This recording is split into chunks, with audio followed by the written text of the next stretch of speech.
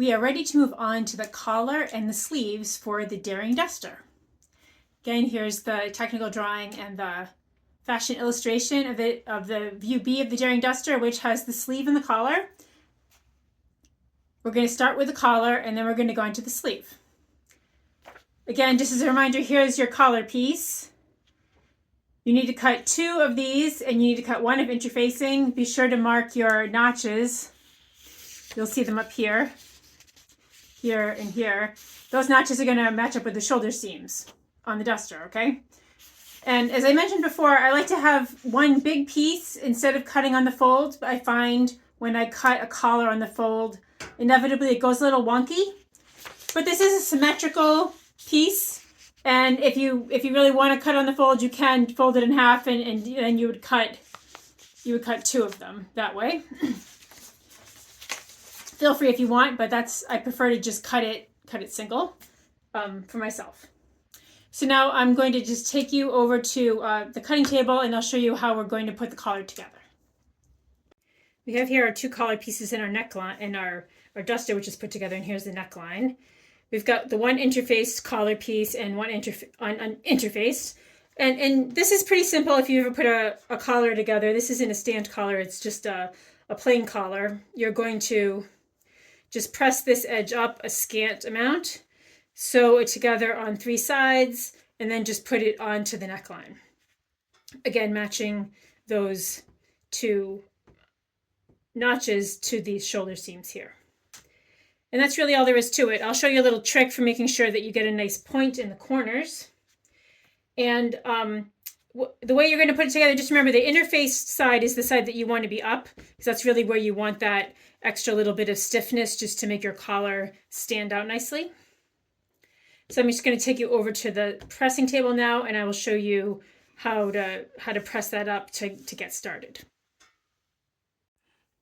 So normally when I'm pressing something, I like to use this metal jig, but because this collar has a slight curve, instead what I did is I ran an ease line at a scant, just under 5/8 of an inch, or just a little less than 1.5 centimeters. So just a couple millimeters in from that 5/8 of an inch or 1.5 centimeters line here, and I'm just going to press it to the right side from here.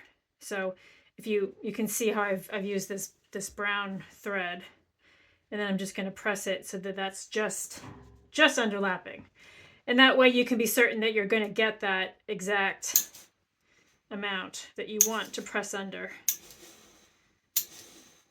and you'll be able to maintain that slight curve, which is going to just help that, because this isn't a stand collar, it will just help it lay. This is a flat collar. It'll help it lay nicely against your neck. With that little bit of curve will make all the difference in the world. All right, there we go.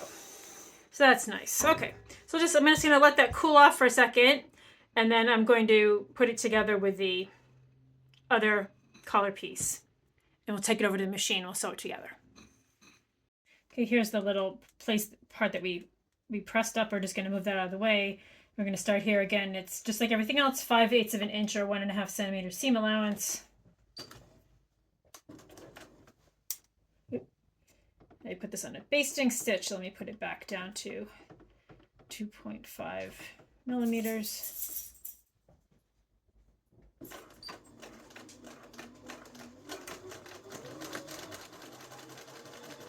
Okay, and when we get to the corner here, I just eyeball this, but just going to take a couple of stitches like that. See, I've done that. I've sewn a few of these collars at this point, so I can eyeball it, but you can feel free to measure it.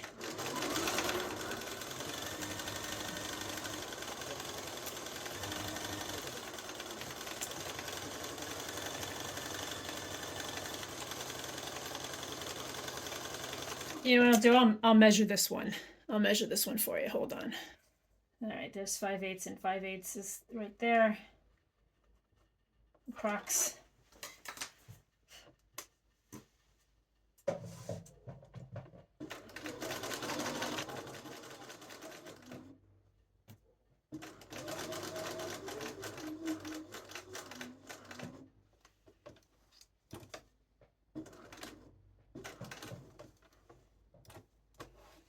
go. And then again, just fold that out of the way, the part you pressed up at the end. And finish your... Here's our collar that we just sewed, and what we have to do now is just trim it down. You can trim it, you can trim the part that's pressed up because you're not going to need that either. And here's the stitching line right here, and I'm getting fairly close, maybe 1/4 of an inch or a little less, or maybe 6 millimeters or so. Just going to go all the way around.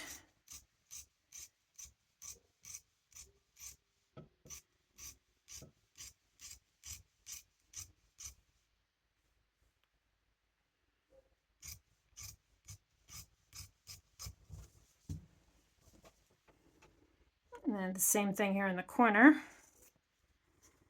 And then at the top. And then for good measure, I just take an extra little bit off that corner on either side. Okay, cool. If you happen to have one of these point turners, they're kind of useful. If not, a good way to turn these out is just put your finger kind of right there and put your thumb right inside and go boop. And with any luck, you'll get a pretty good turnout. And then you can stick whatever tool you've got in there and coax it into submission if you need to. Like so.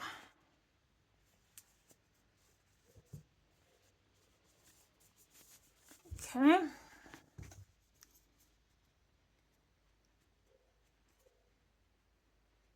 All right, it's looking pretty sharp.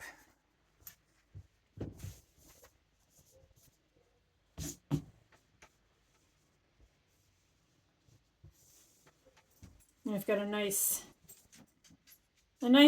point there. If you find that it's a little wonky, sometimes something that also helps is to just give it a little jiggle like this, just to loosen it up. Or sometimes I've seen people do things where they'll, it depends on how tightly woven your fabric is, don't ruin your fabric, but sometimes just a tiny pin in here, you can, sometimes you can dig at it a little if you need to, but I think it's pretty good. It's pretty symmetrical.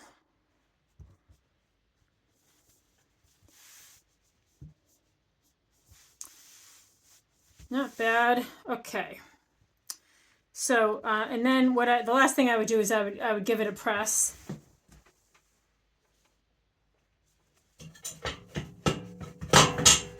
If you happen to have one of these tailor's hams, this is really what it's made for.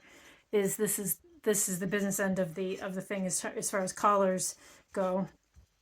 And when you again remember the top is going to be the size that's interfaced, so you can try to get the seam allowance toward the back if you can.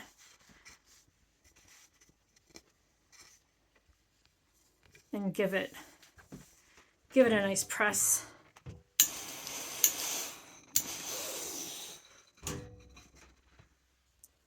Get a nice crisp point there. On both sides.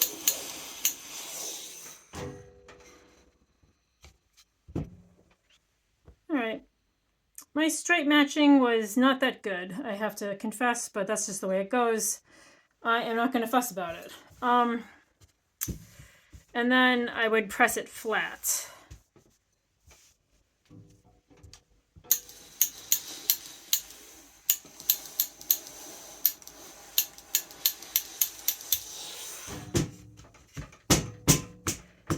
Pound for good measure.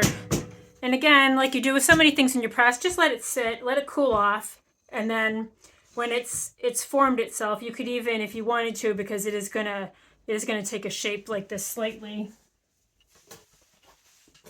You could just drape it slightly over your ham if you wanted to, just to encourage it in that shape a little.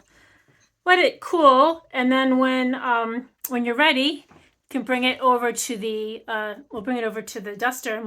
Okay, here's our collar, nice and pressed. Here's our duster, ready for action. We have our notches right here, and start by matching those. You're gonna start by sewing the unpressed edge to the neckline here.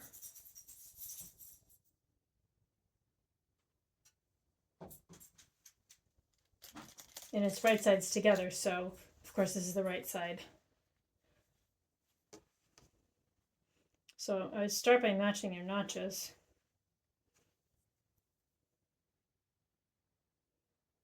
And then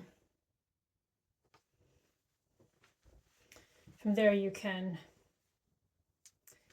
get the center matched. Can kind of, if you hold it up, you'll see where the center will match here. You could mark the center if you wanted to, just fold your collar in half and just basically make another notch if you wanted to, make a notch of your own. And then ease it in between the center back and one shoulder notch, and then ease it in between the other. You should, you should have basted that, and you should have stabilized it. So, you know, you don't want to stretch it out, but there should be enough play in there for you to ease that in. And I like to pin quite a bit with the collars, because I just find that, you know, if there's some place that you end up with a weird little tuck in some place, it ends up being a collar. At least for me, as it tends to happen. That's done. Now you can just go on and pin the rest of it. So you're just going to pin from that point to the end. And again, I like to start at the end. So the end that's been pressed up, it's going to end right at the edge here. And then you can see where it's pinned to, again, where that notch is, and then you can ease that bit in. Sometimes I find that it eases nicely if you kind of hold it up in space, and so that you can curve it a little. Just curve it maybe with your hand like this, as opposed to just lying it flat on the table.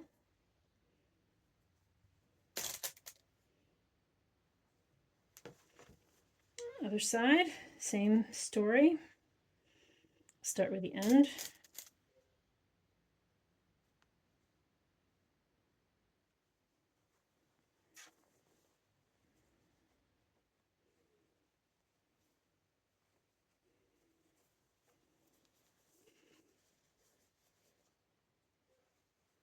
And then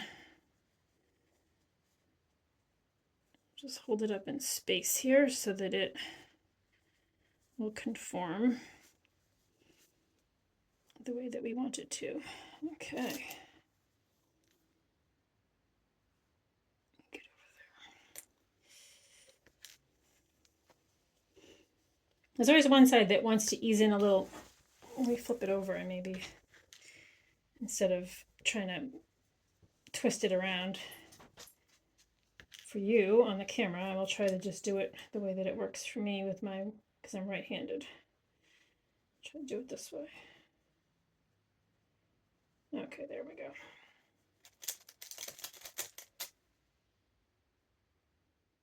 Okay, cool. So that's all done. So now we are going to, we've got that all done, and now we're going to take it over to the sewing machine.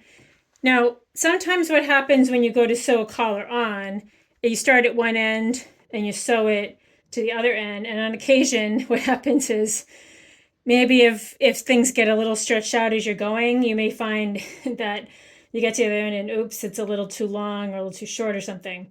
So if you're worried about that, you can try starting from one end and do a little bit at the end, and then start at the other end and do a little bit at the end, just so that you know that your ends are going to end up where you want them to be, and then do the middle. I'm gonna do it that way just to show you how that's done. It's a little, it can get a little fussy that way, but at least you know that your ends, which is really where you need it to be exactly where it needs to be, will be taken care of, and then the rest of it can somehow magically ease itself in. It'll give you a little more space to play with. So I'll take you now over to the machine and I'll show you how to do that. Okay, here's our collar. All pinned like I showed you. I like to use my sleeve board for this. And I've got a straight stitch with 2.5 millimeter stitch length for my fabric. I'm going to show you this technique, as I mentioned, of doing the ends. We're just going to pull this, the part that you pressed up, just slide it out of the way for the time being, and then you're going to do, it's a 5/8 of an inch or 1.5 centimeter seam allowance, and we're just going to sew a couple inches here on this end and on the other end, just to kind of get the ends settled, and then we'll do the rest of it.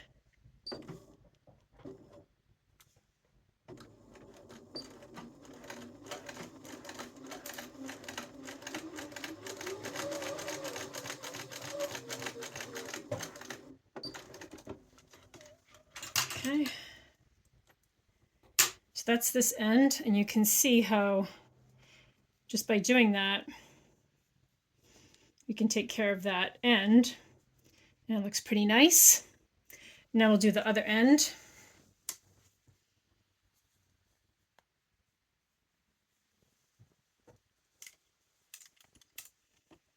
Which is exactly the same thing, except it's handled in the opposite direction. So I'll just remove the pin.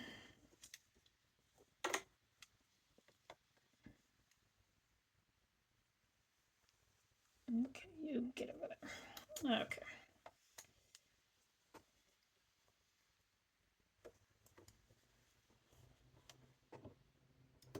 Do 5/8 an inch, and again, you can see that's going to fall right on your collar. So of course you have to move the part that you pressed up, just slide it out of the way, set your presser foot down, and you should be in good shape. Make sure that, just feel under there and make sure that you haven't accidentally bunched something up under your presser foot, because that's happened more times than I care to admit to myself. And then just go ahead and just sew your end all the way to the end.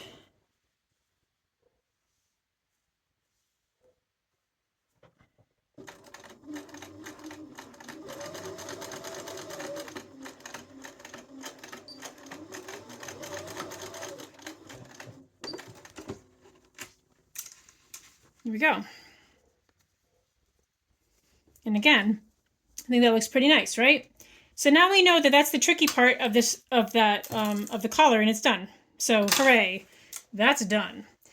Now the rest of it is pretty easy. We're just going to sew the rest of the collar. And as I mentioned, you're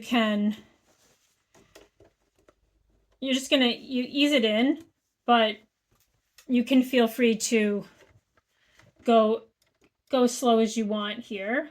You've got it, I've got this really, pinned pretty liberally here. So I'm going to, what I like to do is I like to go slow. I like to feel with my finger, make sure that there's no tucks as far as I can tell in there. And I like to hold it pretty taut, not tight. Don't interfere with the feed dogs or anything, but you just want it to do its job, and you want it to ease in, and just, I would just take your time with it. The tricky part, of course, is the curve. So, and any place when you're going over the edges where the yokes are, because there's several layers of fabric there. So at those moments, I would just slow down and just take your time. And of course, if you're worried about collars, which I know they can be nerve-wracking sometimes. You can always baste it if you're worried about it. That's the other way to go. And then you can be certain that you're going to get a good result because you've basted it.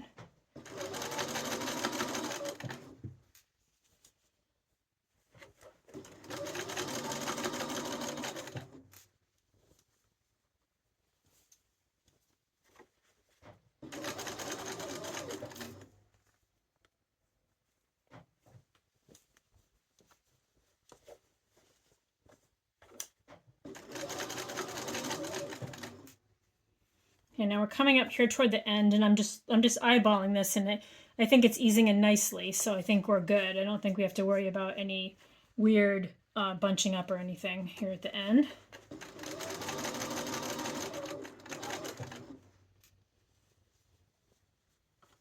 Again, here we are on the corner, which is always where the trouble is. So just take it slow through here.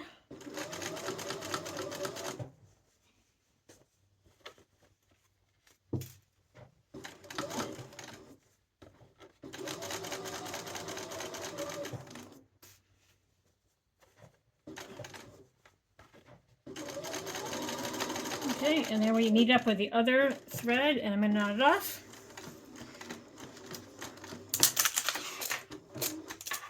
And with any luck, that's going to have gone in pretty nicely.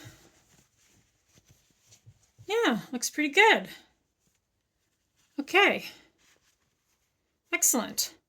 All right, so now we'll go on to the next bit, which is the top stitching. Okay, here's our collar sewn on, just a little truth bomb. I did end up finding a small tuck. I unpicked it and fixed it. So now we're all set to do the last part of the collar, which is to sew it on. So you'll recall that you press this edge up, and then we're just going to fold it over like that and top stitch it. If you find that your seam allowances have to kind of be out of the way here, you can press them up toward the collar if you need to. So we'll give it a little press. If you like, show it who's boss. And then you're going to turn your collar in and lay it against the, starting, like in the corners. I would start in the corners like you did before and give everything a good pin so that it's going to stay in place for you. So I'm going to go around and I'm going to just pin this whole thing. And then we're going to top stitch it, and we're going to do we're just going to go around just a scant couple millimeters, or not even 1/8 of an inch from the edge, all the way around, including along where it joins where the collar joins the neckline, and that way you'll be certain that the collar attaches itself to the neckline cleanly. So I'll take you back over to the machine. Okay, here's the collar all pinned. I'm going to do 3 millimeters for the stitch length, and then I have my edge foot on here again, and what I'm going to do is just put that down so that that guide is running right along the edge here, and then I'm just going to move my needle over a couple clicks. And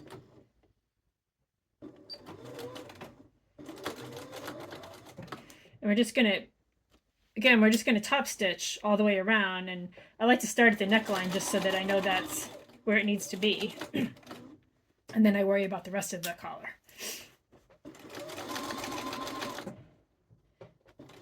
So again, this is a thing where you just want to take your time. Again, you could baste this if you wanted to. You could use some kind of temporary adhesive or something. Sometimes people like to use that kind of thing too, just to make sure that everything stays in place.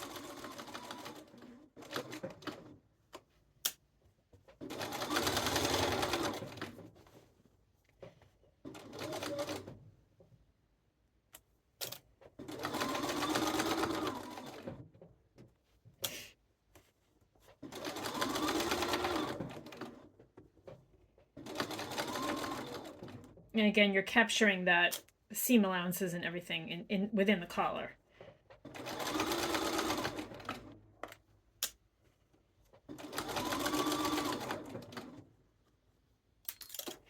if you find that this curve in the front here is a little hard to cope with, you could clip into that curve a little bit, just to release a little bit of the curve to flatten it out.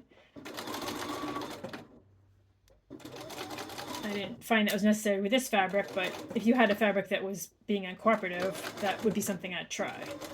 When you get to the corner, you're just going to pivot like you do. Well, maybe I'll go over one more stitch and then pivot.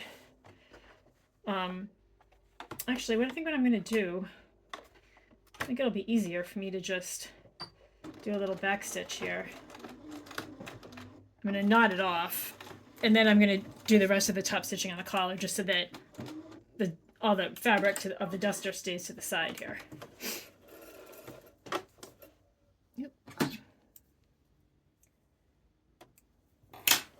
Okay, so here's what this is going to look like from the outside. It's going to look like that. From the inside, it's going to look like that. And now we're just going to do the rest of the collar here.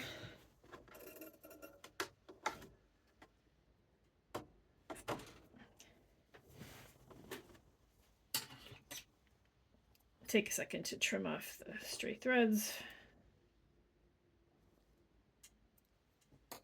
Okay. And we can start in the corner.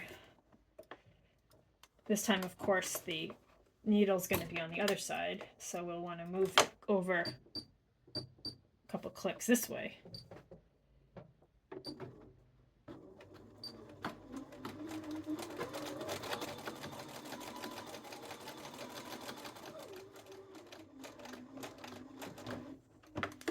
And you'll pivot like you do. You want to be sure that the collar is rolling very slightly to the outside so that you don't see that seam from the right side.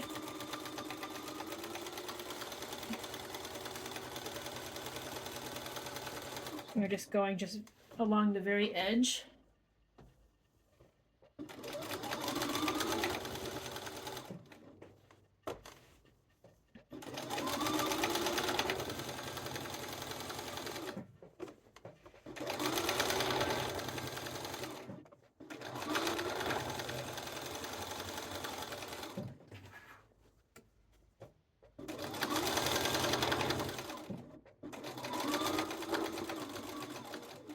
Again, when you get to the corner,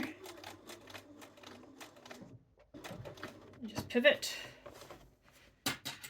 trim off these little threads.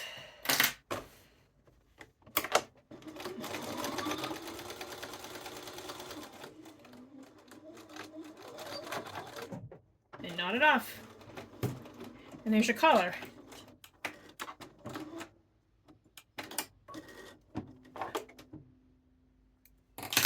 There. So that makes for like a really nice finish on the inside and on the outside. And it's a lot easier than trying to stitch in the ditch or do something like that, I think. And it'll make, and if you're brave, of course, you could use a contrasting thread for your top stitching. So now we're all done with the collar, and now we are going to go onto the sleeves.